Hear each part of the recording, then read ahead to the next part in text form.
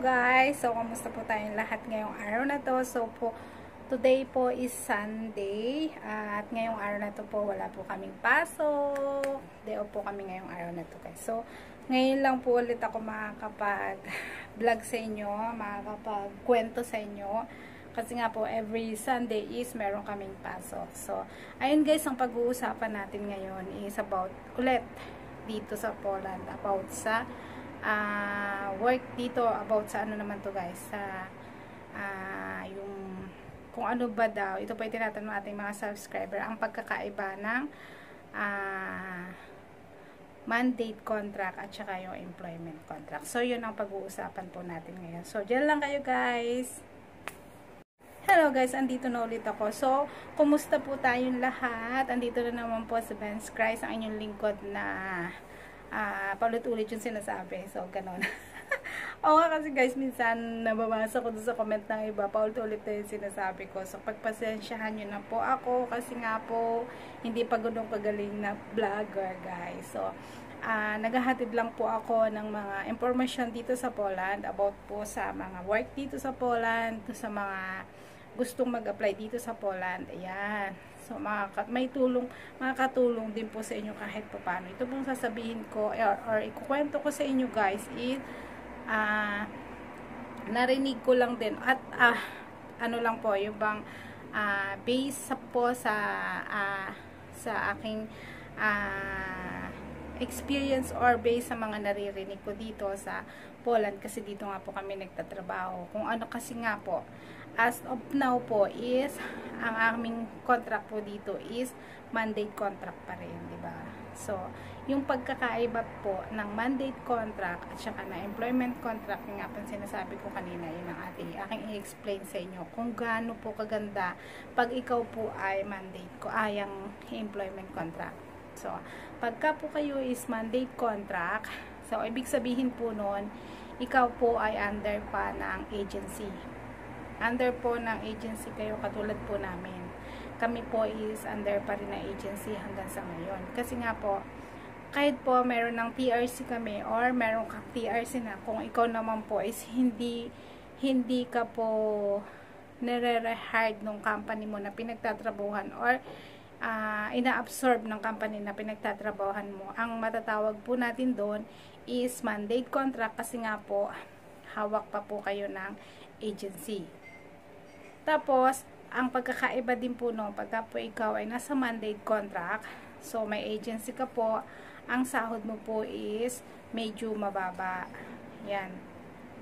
Depende po sa, halimbawa po, ito po talaga based po sa aming nararanasan dito sa Poland ngayon dahil nga po mandate contract kami. So, marami po akong naririnig na ganun daw po talaga pag mandate contract. Talagang medyo mababa po yun. Halimbawa po, ang binibigay na sahod ng company mo sa agency mo is 20 zloty per hour. So, ang mapupunta lang po sa iyo is 17 zloty per hour or 16 zloty per hour. Kasi yung the rest po nun is sa agency na. Pero pag halimbawa naman po na kayo po ay employment contract, ibig sabihin po ng employment contract is ikaw po ay under na ng company mo or in-absorb ka ng company mo, yung direct ka sa company mo. Ang ibig sabihin po nun is malaki po yung ibibigay na sahod sa iyo. Halimbawa po is 20 o 21 per hour zloty. So sa'yo na po lahat yun. Kasi nga po, hindi po kayo, wala po kayong agency na naghahawak sa inyo. At ang naghahawak po sa inyo is yung mismo company po ninyo dito sa Poland.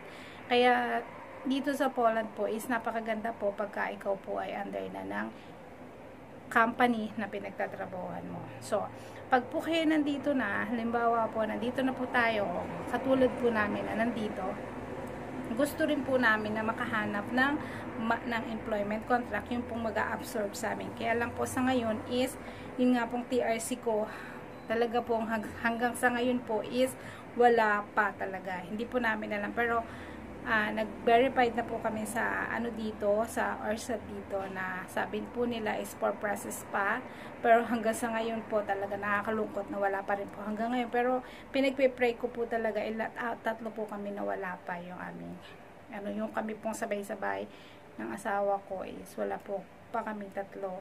So nakakalungkot din po ba, pero siguro po by next month sana naman po is nandiyan na yung aming TRC. Sana po talaga guys, samahan niyo po ako magdasal, sana po dumating na rin yung aming TRC para makahanap naman po kami ng medyo, yun nga po sinasabi ko sa inyo na mas maganda po pag ikaw ay employment contract or pag ikaw ay nasa isang company na direct company na yung pinagtatrabahuan mo. Kasi nga po dun po pag employment contract, halimbawa po di po pa sa mandate contract, pag mandate contract ka, pwede ka pong mag-absent, pwede ka umabsent pero wala ka pong bayad, walang bayad. Halimbawa po sa naman sa employment contract is meron po dyan na mga vacation. Yung pong vacation na yun is meron po kayong bayad. Yun po ang kaibahan. So, pag mandate, siyempre, pag umabsent ka, wala kang bayad. Pero dun po sa employment contract, pag ikaw po ay meron po sa isang taon is meron silang binibigay na bakasyon na 1 week o 2 weeks vacation. Pag po sa mandate is wala po ibibigay sa inyo. Tapos, pag umabsent ka pa is wala, hindi ka po babayaran ng agency mo. Kasi nga po, yun nga na ang under ka pa po ng agency.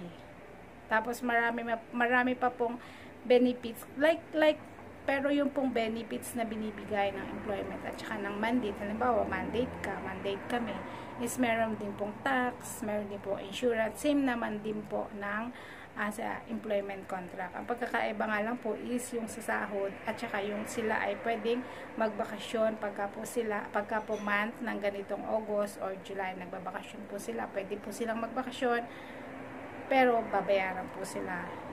Ganun po ang pagkakaiba ng Pero marami pa pong mga benepisyo na kung ikaw ay mandate contract, kaya lang po mandate contract, employment contract, kaya lang disclaimer po ako, hindi ko po kasi yun lang pong nalalaman ko ang ikinuwento ko sa inyo. As of mandate contract po kami dito sa Taiwan. Ang employment contract, pero ang pagkakaalam ko po talaga, pag employment contract is mas maganda po talaga pag ikaw ay employment contract at under ka ng company na pinagtatrabahuan mo talaga. Ang marami pong pagkakaiba na benepisyo, or lalo na po pagdating po sa sahod, magkaiba po talaga. Katulad nga po ng pagbinigay po ng company mo is 23, ang ibibigay lang ng agency mo is 17 o 18. Di po ba? Ang laki lang po ng difference. Kaya kung halimbawa po nandito kayo nga sa Poland at gusto mo po na makakita ka ng, meron naman po dito madami po na nag-hire ng mga direct company. Kaya yun po ang hahanapin namin pagka po na ko na yung TRC namin. Pag ikaw po ay may TRC na, madali ka po makakahanap ng magandang trabaho dito sa Poland at makakapaghanap ka pa po sa iba't ibang part ng Europe ng trabaho. Yan, like po sa Netherlands, number 1. Yan po, like sa Belgium. Yan, marami po kayong mapupuntahan pagka po kayo nandito sa Poland. And yun nga po pala, sa mga gusto pong mag-apply dito sa Poland, ako nga po pala ay isang agent. Bali, message nyo lang po ako sa Epico Christ Benz Padua at tutulungan ko po kayo na makapunta dito sa Poland. Ayan. So, ayun lang guys. Pasensya na kayo kung paulit-ulit yung aking mga pinagsasabi. At sana nagkaroon ng kaunting idea kayo sa aking mga pinagsasabi. At sa lahat po ng subscriber ko, thank you po. Thank you po sa inyong walang sawang pagsuporta and sa panunod po ng video ko. At mag-comment lang po kayo kung ano po yung gusto nyong itanong sa akin. Gusto nyo po na malaman about dito sa Poland. At pag may time po ako is sasagutin ko po lahat ng mga tanong nyo. na para po makatulong sa inyo pagka gusto nyo mag-work dito or magtrabaho sa Poland. So, yun lang guys. Bye-bye everyone. And, nga pala, yun nga po pala, mga nagme-message lagi sa akin dito po sa aking channel. Message nyo na lang po ako sa FB ko, Christ Benz Padua po, para hindi po tayo mahirapan. Minsan po kasi hindi ko nababasa agad yung mga message nyo dito. Kaya doon na po sa FB ko, balik na lang po lang aking pangalan po ng aking channel. Message nyo lang po ako doon at pag po may nakalabas ako sa work, i-re-reply ko po kayo. Ano po? So, bye-bye everyone. Love you guys.